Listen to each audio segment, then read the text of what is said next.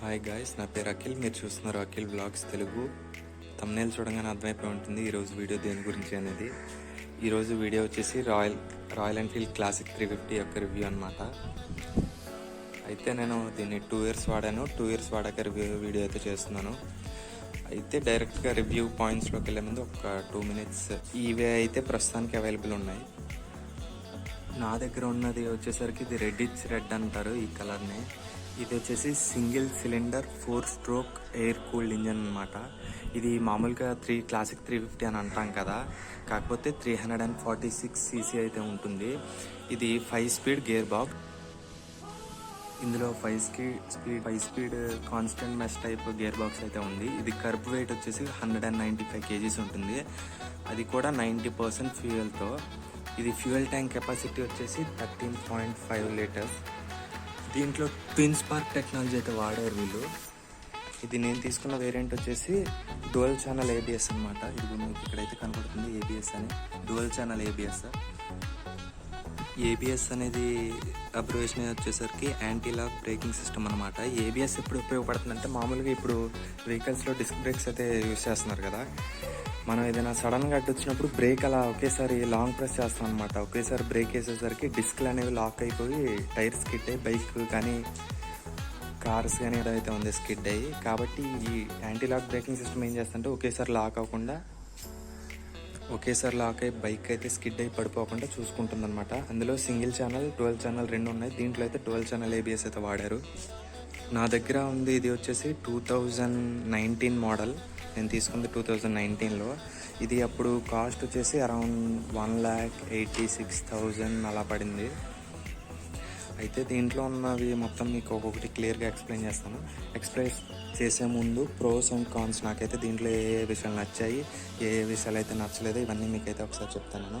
దీంట్లో నాకు నచ్చిన విషయాలు వచ్చేసరికి first of all ride quality కూడా ఇవ్వలేదు. అండ్ నెక్స్ట్ సస్పెన్షన్ వచ్చేసరికి చాలా బాగుంటుంది. మీరు చూసినట్లయితే ఇక్కడ నార్మల్గా బైక్ ఇచ్చే సస్పెన్షన్ ఉంటుంది. అది కాకుండా రైడర్ ఎవరైతే ఉన్నారో వాళ్ళకి సీట్ కింద సపరేట్ సస్పెన్షన్ అయితే ఉంటుంది, మీకు కనపడుతుంది కదా, అదనమాట. సస్పెన్షన్ విషయంలో అయితే చాలా బాగుంటుంది, ప్రాబ్లమే ఉండదు. తర్వాత ఇంజన్ కూడా 346cc, 350cc పవర్ అయితే చాలా బాగుంటుంది.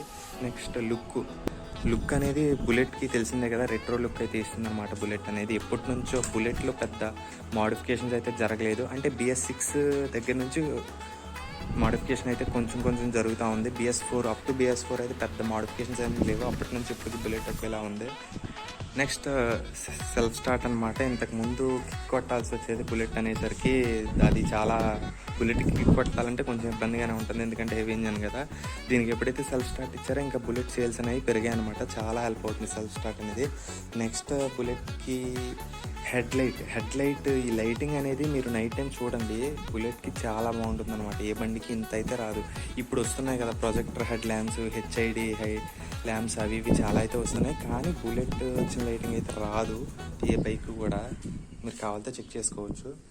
అండ్ ఫ్యూయల్ ఇండికేటర్, ఒకప్పుడు బుల్లెట్లో ఫ్యూయల్ ఇండికేటర్ ఉండేది కాదనమాట. ఫ్యూయల్ ఎంత ఉందో మనకు తెలీదు. ఒకసారి కొట్టించి వదిలేసామంటే ఎప్పుడు ఆగిపోతుందో తెలీదు. అంటే ఇండికేట్ చేయడానికి ఏం లేదు కదా మనకి. సో ఇప్పుడైతే కొత్తగా ఫ్యూయల్ ఇండికేటర్ అయితే ఇస్తున్నారు. ఇది చూసారు కదా, మీకు ABS అండ్ ఫ్యూయల్ ఇండికేటర్ అయితే కనపడుతుంది. ఫ్యూయల్ ఎంత ఉందో అదైతే చెప్పదు, కానీ ఫ్యూయల్ అయితే అయిపోవడానికి వచ్చినప్పుడు కంపల్సరీ అయితే బ్లింక్ అవుతుంది. బ్లింక్ అయ్యి మనల్ని అయితే ఆన్ చేస్తుంది. ఇలా ఫ్యూయల్ అయిపోవడానికి వస్తుంది, మీరు ఫ్యూయల్ అయితే రీఫిల్ చేయాల్సి వస్తుంది అని. బ్రేకింగ్ బుల్లెట్లో ప్రీవియస్ బుల్లెట్స్లో అయితే బ్రేకింగ్ అనేది పెద్ద ఇష్యూగా ఉండేది. బండి అయితే పవర్ఫుల్ ఇంజన్ అనమాట, బాగా స్పీడ్ వెళ్తుంది, బాగుంటుంది, కంఫర్ట్, క్వాలిటీ అన్నీ ఉన్నాయి. కానీ బ్రేకింగ్ సడన్గా బ్రేక్ వేస్తే బుల్లెట్ ఆగదు, బుల్లెట్స్ బ్రేకింగ్ అయితే బాగోదు అనేవాళ్ళు. కానీ ఇప్పుడు అయితే no problem. Front and rear కూడా డిస్క్ బ్రేక్స్ అయితే వచ్చాయి, చూపిస్తాను. అది రియర్ డిస్క్ అనమాట. ఇదిగోండి front and rear disc brakes అయితే వాడారు. ఇప్పుడు వచ్చి BS6లో అయితే మరి కాస్ట్ కటింగ్ గురించో దేనికో నాకైతే తెలియదు, కానీ ఫ్రంట్ అయితే డిస్క్ బ్రేక్ ఇస్తున్నారు, బ్యాక్ అయితే డిస్క్ లేదు. నాదైతే BS4 ఫ్రంట్ అండ్ రియర్ రెండింటిలో కూడా డిస్క్ బ్రేక్ అయితే ఉంది. నెక్స్ట్ నాకు తెలిసిన ప్రోస్ అనేది చెప్పేసాను. ఇప్పుడు ప్రోస్ ఎలా అయితే ఉంటాయో ప్రతి ప్రోడక్ట్కి, మీరు ఏ ప్రోడక్ట్ అయినా తీసుకోండి, దానికి ప్రోస్ ఉంటాయి, కంపల్సరీ కాన్స్ కూడా ఉంటాయి. ఇప్పుడు దీని కాన్స్కి వచ్చేసరికి first of all tubeless tyres అనమాట. ఇవి ఈ టైర్స్లో ట్యూబ్ అనేది ఉంటుంది. ఇప్పుడు వచ్చే నా దగ్గర ఉన్న ఈ క్లాసిక్ 350లో అయితే ట్యూబ్తో కలిగిన టైర్స్ అనమాట ఇవి ఎక్కడైనా సడన్గా పంచర్ అయితే మాత్రం దేవుడు కనిపిస్తాడు కంపల్సరీ. ఎందుకంటే ఈ టైర్స్ కూడా మామూలు మెకానిక్ కొంతమంది స్కిల్డ్ అయితే తీయగలరు, వేరే వాళ్ళు అయితే ఈ టైర్స్ అయితే ఓపెన్ చేయలేరు. అదే ట్యూబ్లెస్ అయితే ఈ టైర్ ఏం రిమూవ్ చేయకుండా డైరెక్ట్గా పంచర్ అయితే వేసుకోవచ్చు కదా, అదొకటి బాగుంటుంది. ఇప్పుడు వచ్చే BS6లో అయితే ట్యూబ్లెస్ టైర్స్ పెట్టారు, అది చాలా మంచి విషయం. కానీ నా దగ్గర ఉంది BS4 కాబట్టి దీంట్లో ట్యూబ్స్ అయితే ఉన్నాయి.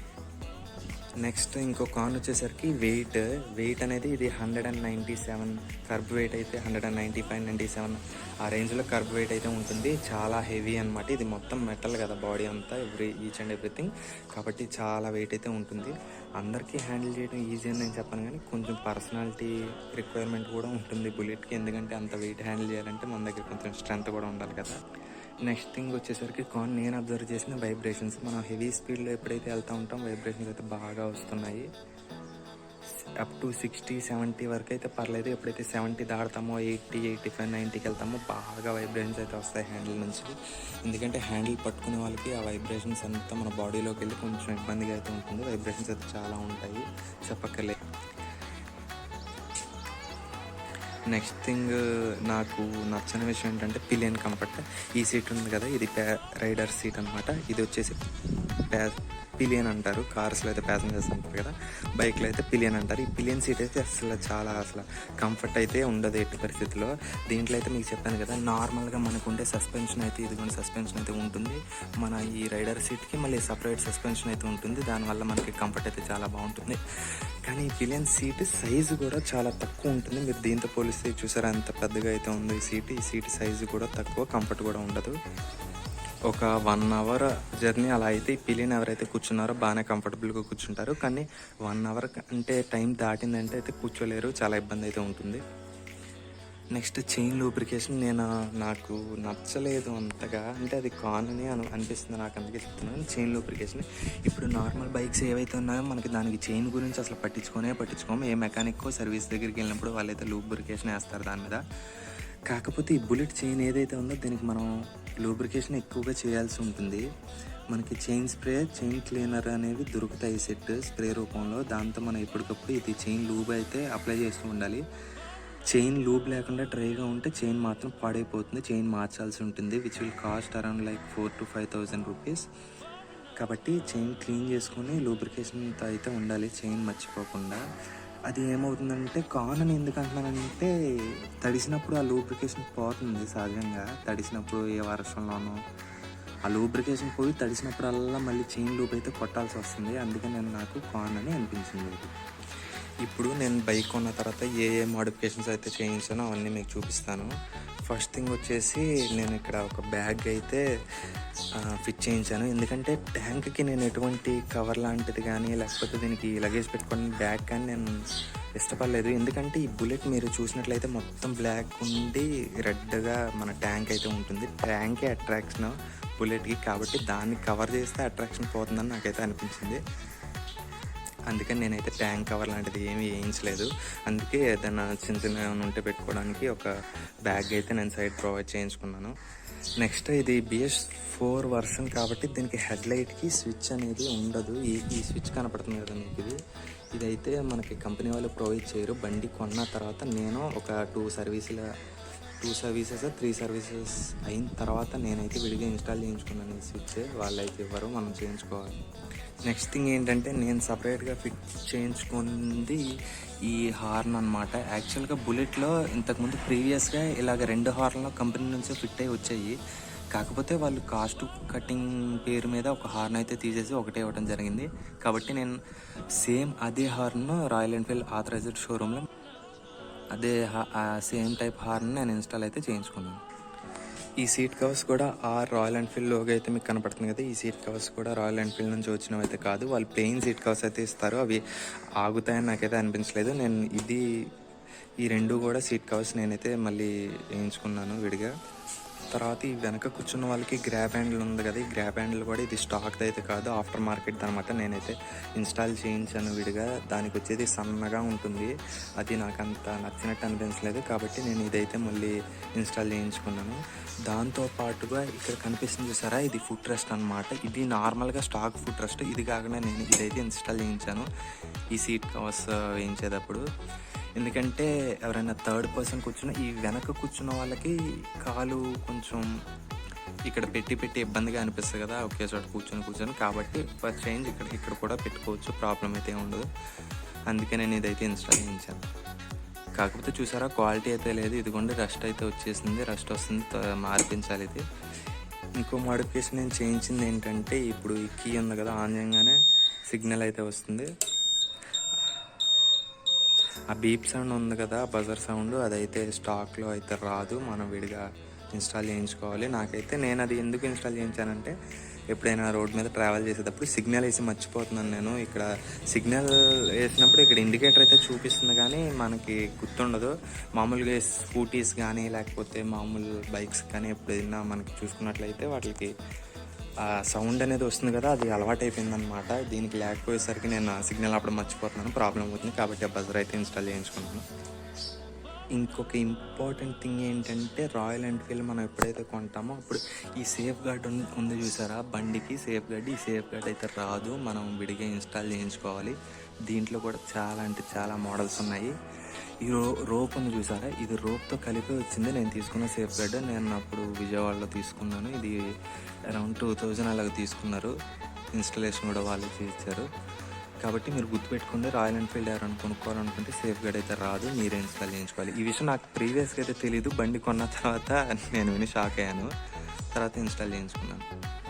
గాయస్ చూసారు కదా, ఇవి నేనైతే బండి కొన్న తర్వాత చేయించిన మోడిఫికేషన్స్. అంతకుమించి నేనైతే ఏమీ చేయించలేదు. యాక్చువల్గా బుల్లెట్లో ఉన్న మోడిఫికేషన్స్ మనం ఏ బండిలో కూడా చేయలేము. బుల్లెట్లో ట్యాంక్, సీట్లు కానీ లేకపోతే ఆ సేఫ్ గార్డ్ కానీ A to Z ఏది కావాలంటే అది మోడిఫై చేసుకునే ఛాన్స్ అయితే ఉంటుంది, వేరే బళ్ళలో అయితే ఉండదు. కాకపోతే నాకు ఆ డిజైన్ ఏదైతే ఉందో ప్రీవియస్ డిజైన్ అదే నచ్చింది. ఇంకా మనం మోడిఫై చేస్తే ఆ లుక్ పోతుందని చెప్పి నేనైతే ఇంకా ఎక్స్ట్రా మోడిఫికేషన్ అయితే ఏం చేయలేదు. ఎలా ఉందో అలా చేశాను. బేసిక్ థింగ్స్ అనమాట, ఇవి ఉండాలి కంపల్సరీగా అని నాకు ఏవైతే అనిపించినాయో అవైతే నేను చేంజ్ చేశాను. అనదర్ ఇంపార్టెంట్ థింగ్ ఏంటంటే, నేను మోడిఫై చేయించింది సైలెన్సర్ అనమాట. బుల్లెట్ అనగానే అందరికీ గుర్తొచ్చేది కూడా ఈ సైలెన్సరే. ఇది చూస్తున్నారు కదా, ఇది సైలెన్సర్ అనేది ఆఫ్టర్ మార్కెట్ సైలెన్సర్ అనమాట. ఇది మామూలుగా మనకి బండితో వస్తుంది కదా, స్టాక్ ఎగ్జాస్ట్ స్టాక్ సైలెన్సర్. అదైతే సౌండ్ అయితే రాదు పెద్దగా, అంటే తంపు అయితే రాదనమాట. మనకైతే సాటిస్ఫాక్షన్ ఉండదు ఆ సౌండ్తో. అంటే బుల్లెట్ రైడ్ చేసామని సాటిస్ఫాక్షన్ ఉండాలంటే సౌండ్ అయితే కంపల్సరీ ఉండాలి. కాబట్టి నేను ఆ సైలెన్సర్ అయితే ఇన్స్టాల్ చేశాను ఆఫ్టర్ మార్కెట్. మీరు చూస్తున్నారు కదా, ఈ సైలెన్సర్ పేరు వచ్చేసి షార్ట్ పంజాబ్ అంటారు, లేకపోతే ఇందోరి అని అంటారు. ఇందోరి అన్నా లేకపోతే షార్ట్ పంజాబ్ అన్నా ఇదే సైలెన్సర్. ఈ సైలెన్సర్లో కూడా చాలా రకాలు ఉన్నాయి. దీంట్లో డాల్ఫిన్ ఉన్నాయి, షార్ట్ బాటిల్ ఉంది, లాంగ్ బాటిల్ ఉంది, ఇంకా చాలా ఉన్నాయి. వైల్డ్ బోర్ ఉంటుంది, అంటే కాబ్రా, ఇలా చెప్పుకుంటూ పోతే చాలా ఉన్నాయి. నేను పర్టికులర్గా ఈ షార్ట్ పంజాబ్ లేకపోతే ఇందోర్ ఈ సైలెన్సర్ ఎందుకు ప్రిఫర్ చేశానంటే, ఈ సైలెన్సర్ మనకు పాతకాల బుల్లెట్స్ ఉన్నాయి కదా, అది ఏ సౌండ్ వస్తుందో అది రెప్లికేట్ చేస్తుంది అనమాట ఈ సైలెన్సర్. అందుకని నేనైతే ఇది ప్రిఫర్ చేసి ఇది ఇన్స్టాల్ చేయించుకున్నాను. ఈ సైలెన్సర్స్ ఇలా మార్చడం లీగల్ అంటే లీగల్ అయితే కాదు, ఇది ఇల్లీగల్ కిందే వస్తుంది. సైలెన్సర్స్ యాక్చువల్గా మార్చకూడదు రూల్ ప్రకారం. కాకపోతే ఏంటంటే మనకి డ్రైవ్ చేసిన సాటిస్ఫాక్షన్ అయితే ఉండదు, కాబట్టి మనం మార్చుకుంటాము. అయితే నేను ఇప్పుడు మీకు స్టార్ట్ చేసి సౌండ్ అయితే వినిపిస్తాను.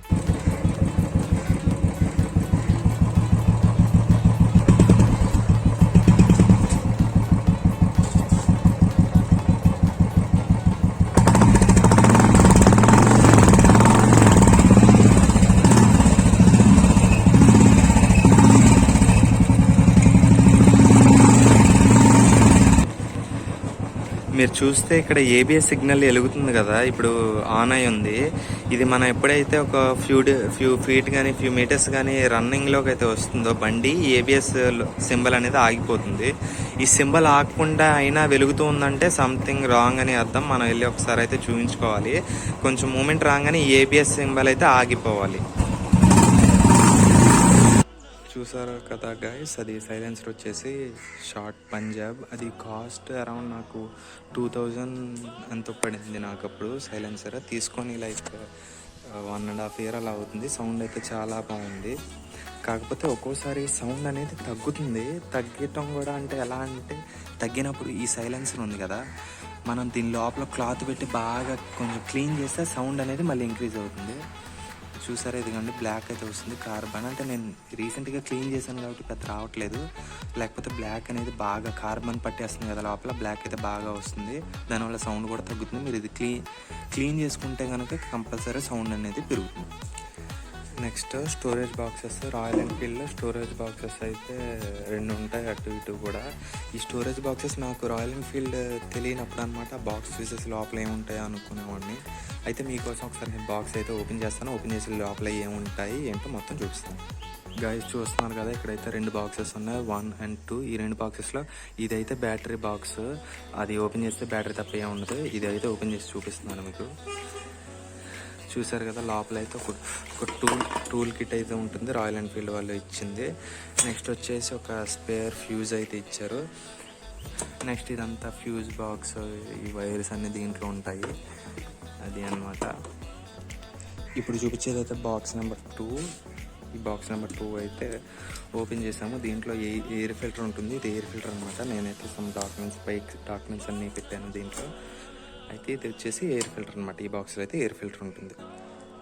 రాయల్ ఎన్ఫీల్డ్ గురించి మీరైతే 3 విషయాలు కంపల్సరీ దృష్టిలో పెట్టుకోవాలి. అది రాయల్ ఎన్ఫీల్డ్ ఇప్పుడు ఉన్న వాళ్ళు, లేకపోతే ఫ్యూచర్లో కొందామని ప్లాన్ చేసే వాళ్ళు కూడా. ఫస్ట్ థింగ్ ఏంటంటే, మార్నింగ్ ఫస్ట్ టైం బండి తీయగానే కోల్డ్ స్టార్ట్ చేస్తాం కదా, దాన్ని కోల్డ్ స్టార్ట్ అంటారు. కోల్డ్ స్టార్ట్ అయితే చేయకూడదు. దట్టు చేయకూడదు అంటే సెల్ఫ్ వాడి చేయకూడదు. కంపల్సరీ కిక్ అనేది వాడాలి. మార్నింగ్ బండి తీయంగానే కిక్ అయితే వాడాలి, సెల్ఫ్ అయితే వాడకూడదు. సెల్ఫ్ మోటార్లు పోతాయి. అండ్ ఈ బైక్ ఫ్యూయల్ కెపాసిటీ వచ్చేసరికి ట్యాంక్ కెపాసిటీ 13.5 liters. కానీ 13.5 కుట్టించకూడదంట. రీజన్ ఏంటో నాకు తెలీదు. నేనైతే బండి ఎప్పుడైతే షోరూంలో తీసుకున్నానో వాళ్ళైతే నాకు చెప్పారు 13.5 కాదు, 10, 11, మహా అయితే 11.5 అంతే. కానీ వాళ్ళు 13.5 అంత అయితే కుట్టించకూడదని చెప్పారు. రీజన్ అయితే నాకు ఇప్పటికీ తెలియలేదు. ఎందుకైనా మంచిదని నేనైతే కుట్టించట్లేదు. నెక్స్ట్ థింగ్, రాయల్ ఎన్ఫీల్డ్లో బ్యాటరీస్ అయితే కంప్లైంట్ వస్తాయి అని విన్నాను. ప్రస్తుతం వరకు అయితే నా విషయంలో అయితే బ్యాటరీ కంప్లైంట్ ఏం రాలేదు, చాలా బాగుంది. కాకపోతే ఏంటంటే, వాళ్ళు చెప్పినట్టు నేను ఫాలో అయ్యింది ఏంటంటే, ఎప్పుడైనా బండి ఒక 10-15 days లేకపోతే ఒక 1 month అలా ఎప్పుడైనా బండి తీయమనుకోండి, వాళ్ళు ఏం చెప్పారంటే, ఇక్కడ రెడ్ ఫ్లాగ్ కనపడుతుందో చూస్తున్నారు కదా, ఈ రెడ్ ఫ్లాగ్ ఈ క్లిప్ అనమాట. ఈ క్లిప్ అనేది తీసేస్తే బండికి బ్యాటరీకి ఉన్న కనెక్షన్ అయితే పోయి బ్యాటరీ అయితే డ్రైన్ అవ్వకుండా ఉంటుంది. అలా చేయమని చెప్పారు నేను తీసుకున్నప్పుడు. కాబట్టి నేనైతే టిప్స్ ఫాలో అవుతున్నాను. నాకైతే బ్యాటరీ కంప్లైంట్ అయితే ఏమీ రాలేదు. అనదర్ థింగ్ ఏంటంటే, మీరు ఎప్పుడైనా బండి పార్క్ చేసేటప్పుడు కంపల్సరీ నైట్ టైం కానీ ఏదైనా లాంగ్లో పార్క్ చేస్తారు కదా, ఇప్పుడు నైట్ బండి పార్క్ చేస్తే మళ్ళీ మార్నింగ్ వరకు తీయం కదా, అలాంటప్పుడు పార్క్ చేసేటప్పుడు కంపల్సరీ సెంటర్ స్టాండ్ అయితే వాడండి. సెంటర్ స్టాండ్ వాడితే ఆ ఆయిల్ అంతా ఒక ప్లేస్లోకి వచ్చి ఇంజిన్కి అయితే బాగుంటుంది. అది మంచి టిప్ అనమాట. నాకు ఉపయోగపడింది, మీకు కూడా ఉపయోగపడుతుంది. సెకండ్ థింగ్, సెంటర్ స్టాండ్ వేయడానికి కూడా రాయల్ ఎన్ఫీల్డ్ బరువు ఉంటుంది కదా, నువ్వు అంత ఇబ్బంది అయితే పడక్కలేదు. ఇక్కడ గ్రాబ్ హ్యాండిల్ అయితే ఉంటుంది. ఈ హ్యాండిల్ని వాడుకొని మనం అయితే ఈజీగా సెంటర్ స్టాండ్ అయితే వేయచ్చు. లైట్స్ కూడా 2 sets ఆఫ్ లైట్స్ ఉంటాయి. ఇవి ఉన్నాయి కదా, ఈ చిన్న లైట్స్ ఉన్నాయి కదా, వాటిని tiger lamps or parking lights అని అంటారు. ఆ లైట్స్ అయితే చాలా బాగుంటాయి, మీరు చూడండి. ఇది ఫ్రెండ్స్ నాకు తెలిసింది. ఈ 2 yearsలో నాకైతే తెలిసిన టిప్స్ నాకు అర్థమైందంతా మీకైతే చెప్పానని అనుకుంటున్నాను. ఇంకా మర్చిపోతే మళ్ళీ ఇంకో వీడియో చేయడానికి నేనైతే ట్రై చేస్తాను. రాయల్ ఎన్ఫీల్డ్ అనేది చాలా మంచి బైక్, తీసుకోండి. నేనైతే తీసుకోమనే సలహా ఇస్తాను. మీకు రైడ్ క్వాలిటీ అయితే బాగుంటుంది. మెయిన్ థింగ్ ఏంటంటే సాటిస్ఫై చేస్తుంది రాయల్ ఎన్ఫీల్డ్. ఇది ఫ్రెండ్స్ రాయల్ ఎన్ఫీల్డ్ గురించి. నా పేరు అఖిల్, మీరు చూస్తున్నారు అఖిల్ వ్లాగ్స్ తెలుగు. ఈ వీడియో మీకు నచ్చినట్లయితే లైక్ చేయండి, షేర్ చేయండి, సబ్స్క్రైబ్ చేయండి. అలాగే పక్కన ఉన్న బెల్ ఐకాన్ని కూడా ప్రెస్ చేయండి. దాని ద్వారా నేను వీడియో చేయగానే మీకు నోటిఫికేషన్ అయితే వస్తుంది. వీడియోస్ మిస్ అవ్వకుండా ఉంటారు. Thank you guys, bye.